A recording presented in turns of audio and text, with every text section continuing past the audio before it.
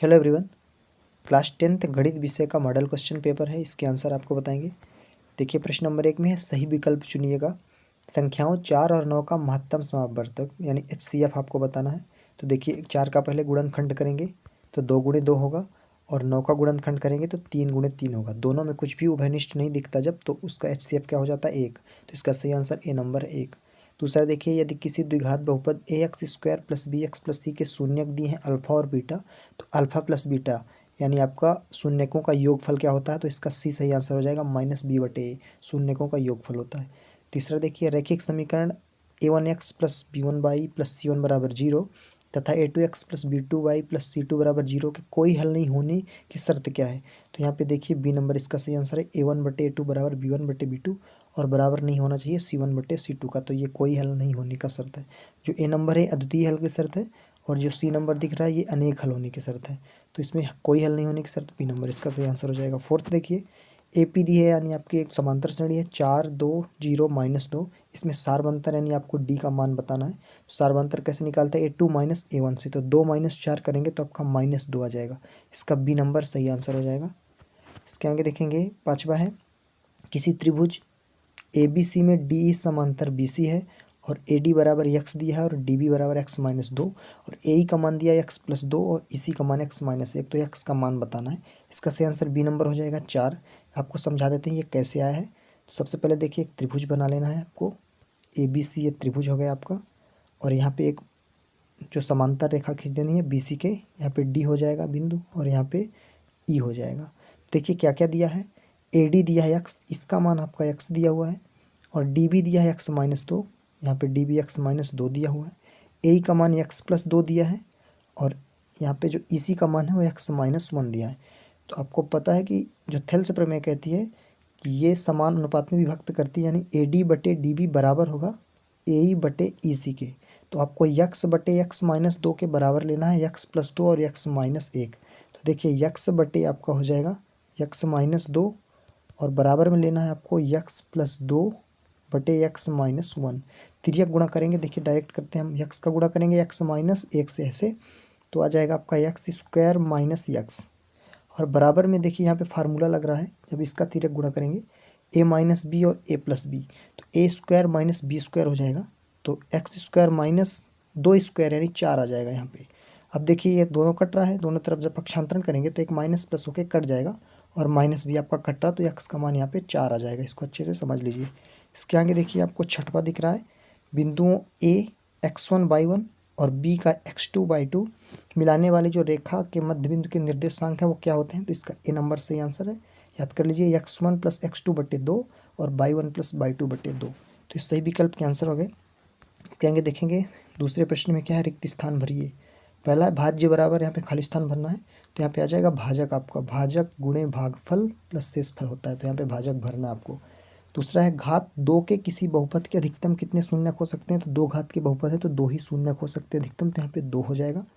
तीसरा देखिए द्विघात समीकरण है ax² + bx + c = 0 के विविक्तकर का सूत्र है। तो d का मान क्या होता है विविक्तकर का, b² - 4ac। यहाँ पे आपको भर देना b² - 4ac। फोर्थ नंबर देखिए, समांतर श्रेणी दी हुई है a + d a + 2d और a + 3d। तो यनवा पद बताना, तो यहाँ पे हो जाएगा यनवा पद का क्या होता है a + n - 1 × d, ये यनवा पद होता है। इसके आगे देखेंगे पांचवा है, वे सभी आकृतियाँ जिनके आकार समान होते हैं परंतु इनके माप समान होने आवश्यक नहीं है, तो कौन सी आकृति होती है, समरूप। यहाँ पे इसका सही उत्तर हो जाएगा समरूप। यहाँ पे भरना आपको समरूप, अच्छे से लिख देते हैं समरूप। छठवा देखिए, बिंदु दिया है 4 और 0, x का निर्देशांक 4 है और y का मान 0 है, तो किस अक्ष पर स्थित हो जाएगा। देखिए y का मान 0 होता है तो x अक्ष पर स्थित हो जाएगा, x अक्ष पर। सातवां नंबर है, वृत्त की एक छेदक रेखा वृत्त को कितने बिंदु पर प्रतिच्छेद करती है, खाली स्थान में हो जाएगा। देखिए वृत्त है आपका, यहाँ पे छेदक रेखा जो निकल जाती है, तो एक यहाँ पे प्रतिच्छेद कर रही है, यहाँ पे 2 बिंदुओं पर कर रही है। तो यहाँ पे सही आंसर हो जाएगा 2 बिंदुओं पर प्रतिच्छेद करती है। तो आपके रिक्त स्थान के आंसर हो गए। इसके आगे देखेंगे सही जोड़ी बनाइए।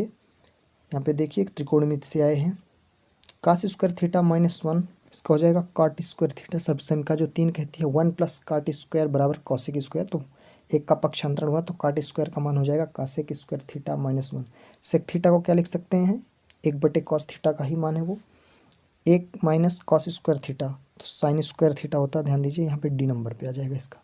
Sign square theta plus cos square theta बराबर 1 जो सर्वसम्मिका उससे ये बना है। कॉट 30 का मान √3 हो जाएगा, यहाँ पे √3 हो जाएगा क्योंकि टेन 60 का जो होता है वो कॉट 30 का होगा। Cos 90 minus theta sine theta होता है, इसका सही आंसर सी नंबर हो जाएगा। और आखिरी बचा हुआ जो है cos 48 degree cosec 42 degree plus sign 48 सेक 42, इसका मान 2 हो जाएगा, इसका सही आंसर है सी नंबर। तो ये सही जोड़ी हो गए। इसके आगे देखेंगे चौथा प्रश्न क्या है, एक शब्द या वाक्य में उत्तर दीजिए। पहला है दिए गए चित्र में बहुपद px के लिए y बराबर px का ग्राफ दिया गया है तो शून्यकों की संख्या बतलाना है। शून्यकों की संख्या कैसे पता करते हैं, x अक्ष पर कितने जगह प्रतिच्छेद हुआ है, तो यहाँ पे देखेंगे x अक्ष है और यहाँ पे 2 बिंदु पर प्रतिच्छेद हो रहा है। शून्यकों की संख्या कितनी हो जाएगी 2, इसका सही आंसर है 2।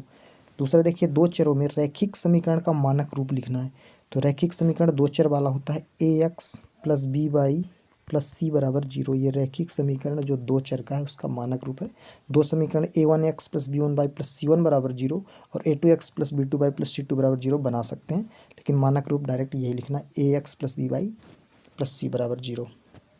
तीसरा है किसी द्विघात समीकरण में विविक्तकर का मान यदि 0 है, यानी आपका जो d का मान है 0 है, b² - 4ac जो विविक्तकर है वो 0 है, तो मूलों की प्रकृति बतानी है कैसी होगी।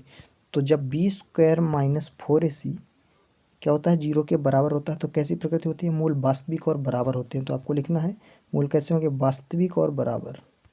मूल वास्तविक और समान भी लिख सकते हैं, वास्तविक और या ना लिख के वास्तविक और आपको लिखना है वास्तविक और समान या बराबर, कुछ भी लिख सकते हैं आप।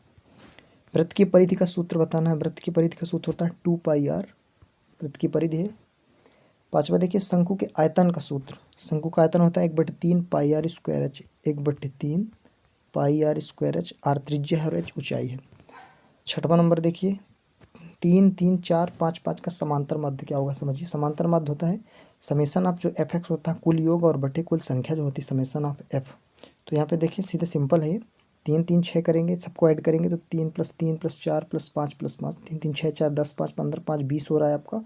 और कुल संख्या देखिए 5 है तो 5 से भाग लगाएंगे तो 5 चौको 20, तो आपका सीधे माध्य हो जाएगा 4।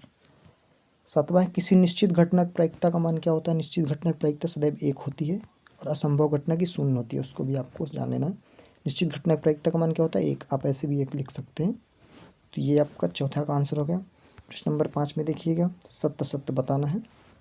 पहला है दो धनात्मक पूर्णांक a और b दिए रहने पर ऐसी अद्वितीय पूर्ण संख्याएं q और r विद्यमान है कि a बराबर bq + r, और जहां 0 से बड़ा या बराबर हो सकता है r का मान, लेकिन b से बड़ा नहीं हो सकता। यहाँ पे देखिए r जो है शेषफल है, ये यूक्लिड का एल्गोरिथम है, यूक्लिड की जो विभाजन प्रमेयिका थी तो ये यही होती है सेम टू सेम, तो ये सत्य हो जाएगा आपको टिक नहीं करना है, यहाँ पे सत्य लिखेंगे। दूसरा है वृत्त का क्षेत्रफल 2πr² होता है, जहाँ वृत्त की त्रिज्या r है तो वृत्त का क्षेत्रफल तो πr² होता है, तो ये गलत है, तो यहाँ पे असत्य हो जाएगा।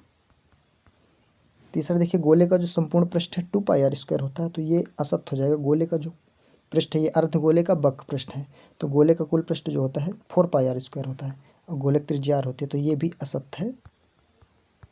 चौथा देखिए माध्यक बहुलक एवं माध्य के मध्य संबंध है, 2 माध्यक बराबर बहुलक + 3 माध्य, तो ये भी असत्य हो जाएगा आपका। और पांचवा देखिए किसी वृत्त की अनंत स्पर्श रेखाएं हो सकती हैं, तो ये सत्य हो जाएगा।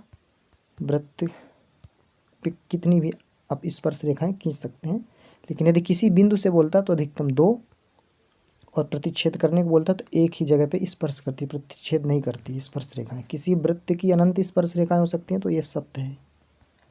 छठवा किसी घटना की प्रायिकता 0 से बराबर या बड़ी हो सकती है, लेकिन 1 के बराबर या 1 से बड़ी नहीं हो सकती, तो ये क्या हो जाएगा आपका सत्य हो जाएगा। तो ये मॉडल पेपर था आपका क्लास 10th का, बहुत ही इम्पोर्टेंट क्वेश्चन थे इसमें। आप बोर्ड एग्ज़ाम 2022 की जो तैयारी कर रहे हैं उसके लिए बहुत ही महत्वपूर्ण प्रश्न थे, इनको आप अच्छे से तैयार कर लीजिए।